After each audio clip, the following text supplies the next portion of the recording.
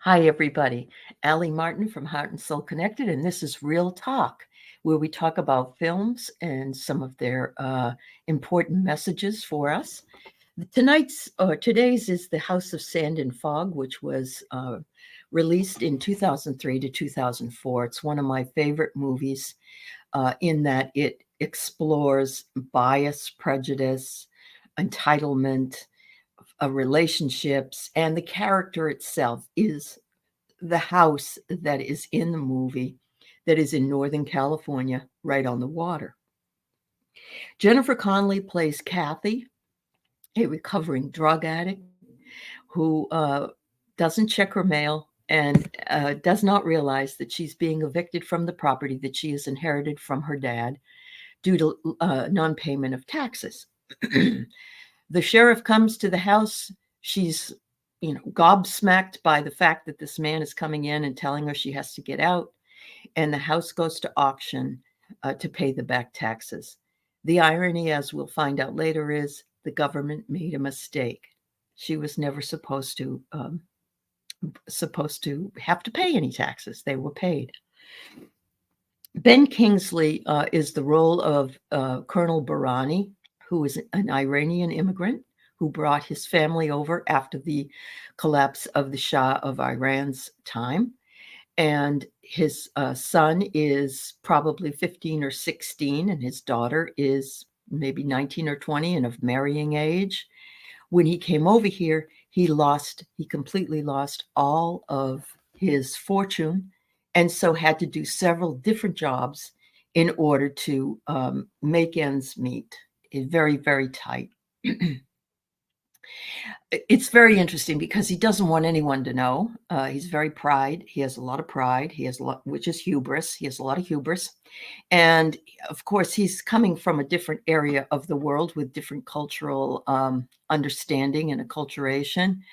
And he parks his car at a really nice hotel and walks to these various and sundry jobs so that no one will find out he actually works in them, like at a bodega or several other jobs that he has.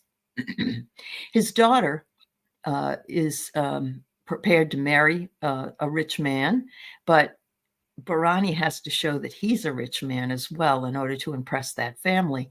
So he's got a lot of this stress on him that and falling from grace, so to speak, and having to start over at an older age that riddles him with a lot of guilt, a lot of pride, and a lot of hiding.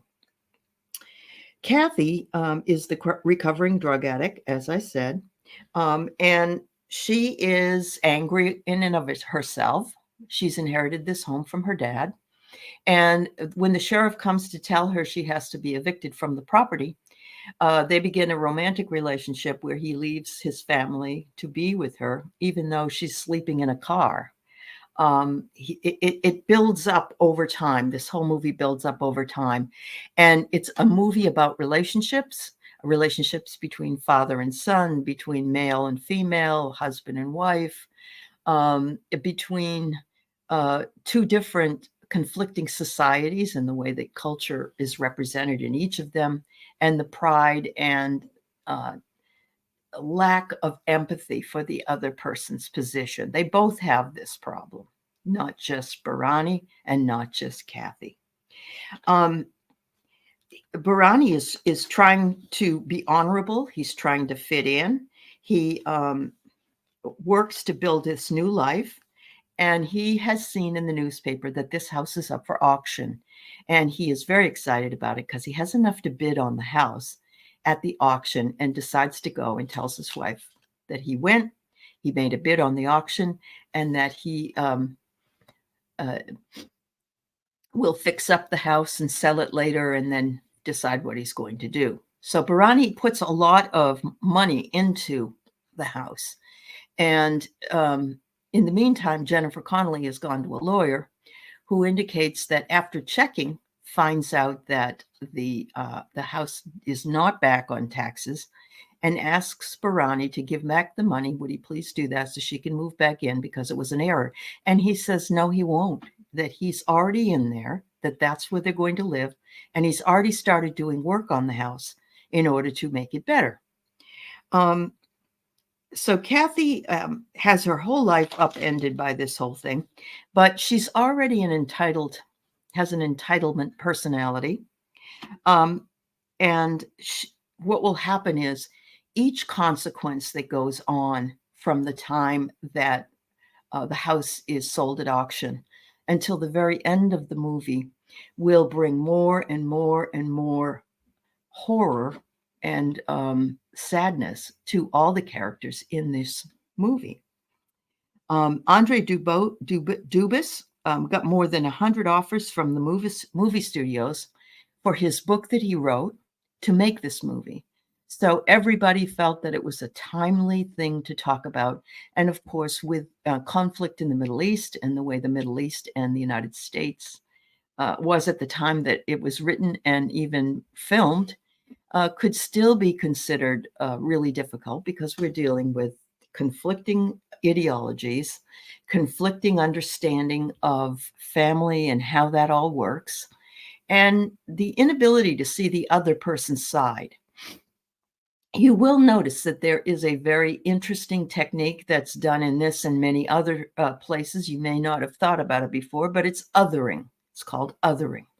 And when we other, it's always the other's fault.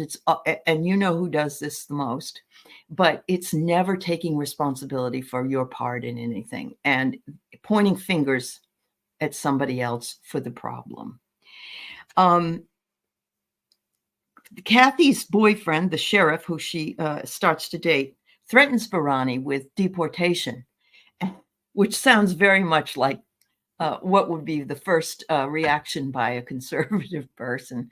It's always them. They're the problem. But Bharani has become an American citizen, and there's no deporting that's going to be done anyway.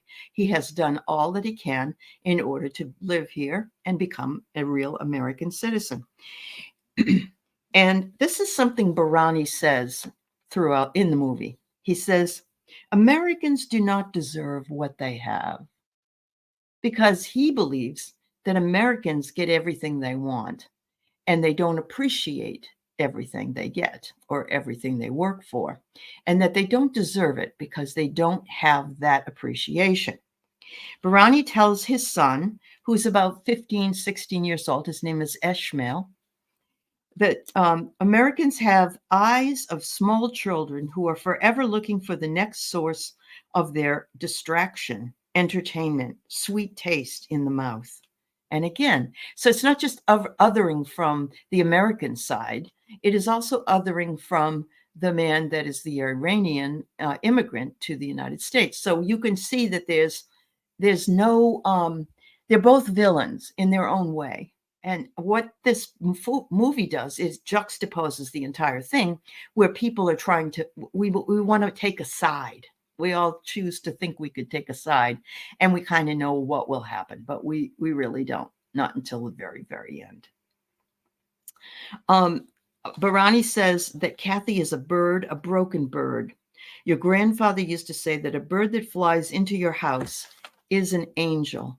The difference in men being the head of household and protectors of their families is very evident in this particular film. Bharani feels very much the man of the home that has to protect his daughter, protect the idea of the value of his family, protect his wife, protect his son. Ownership also, the disputes in ownership, it ends up leading to more destruction than you can ever imagine. And then we also have ignorance on the part of both of them. They're both not seeing. They're both feeling that they're the only one that's right. There's also a humbling. Pride has Bharani working multiple low-wage jobs. And because he wants to be a respectable businessman and have his son-in-law be proud of him, he doesn't want to shame his family. And so when he gets this house and he fixes it up and he shows his son-in-law to be how prosperous he is and where he has a beautiful home, he feels as though he has met that criteria. So because Bharani has invested money, though, as I said earlier, he doesn't want to give the house back. And he doesn't even really want to, he says he wants a full price because he's put money into it. He's bought the house for what he did, and then he put money into it. And of course, the county won't pay that much back because the county took a certain amount, and that's what the county would give back. In a series of events, Kathy ends up being taken in when she passes out by Barani's family. She bothers them all the time. But she's in a situation where she's had a lot to drink. She goes to the house and she passes out. So Mrs. Barani tells her husband to put her on the bed, that she's going to take care of her. And you see the love and empathy of the wife, but the husband is not happy at all by this. The sheriff has comes in and finds her there and sees her passed out and has a very xenophobic response to what's happening. He then has a confrontation and asks him to come down to the county office with him so they can straighten things out. As he and Ishmael, who goes with him, go down to the county office, Ishmael sees the sheriff with a gun very close, and he goes over and shoves the sheriff, and Ishmael seizes his gun. And the sheriff calls to other police people in the place and tells them to come over and help him out. After that, there is a shooting and a very, very interesting scene that comes through there. And if you haven't seen it, I'm not going to spoil that scene for you, but it really totally shows the love of a parent and child. So Barani tries to save face, and later on, he decides that he is going to fix things in his own way. And by the end of the movie, you see frailty, human frailty, symbolism, allegory, and consequences of living beyond one's means, of ignoring male, of errors that are made, of pride, and of ownership by any means, kindness when treating people poorly, misunderstandings and cultural conditioning in both main characters. You will see dreams, aspirations, and longing, as well as entitlement and a spectacle of pain in all the characters. A reviewer thought that it was particularly a sad, violent show where terrible acts flow in America due to being unaware and incomprehension of one's own life and what is occurring around them. And yeah, we get enough of that on a daily basis, I understand. But this is so beautifully shown that I really do believe it's worth seeing. So who is right? Who is wrong? Who is kind? Who lacks empathy? And there's desperation, there's obsession, there's misunderstanding, and there's a lot of beautiful, beautiful scenery that you can see, because no matter where you are in the world, there's always beauty where there's ugliness. So I would love to see you watch this wonderful movie, The House of Sand and Fog. It is currently, I believe, on Max. I believe so. But you can always, I have the DVD, and it is it was a very important movie in my cache of movies to show in my film classes that I have taught in the past. So they were all nominated for various awards, and I believe that it's really worth your time. There's particularly something that happens on the roof of the house where Kathy climbs up on the roof and puts her foot down on something. And it shows you her inability to see what is right in front of her. She's just operating from fear and anger. And we can all learn from that. Thank you so much. I hope you enjoy watching The House of Sand and Fog. I'll be doing another movie really soon on Real Talk at Heart and Soul Connected. Much love.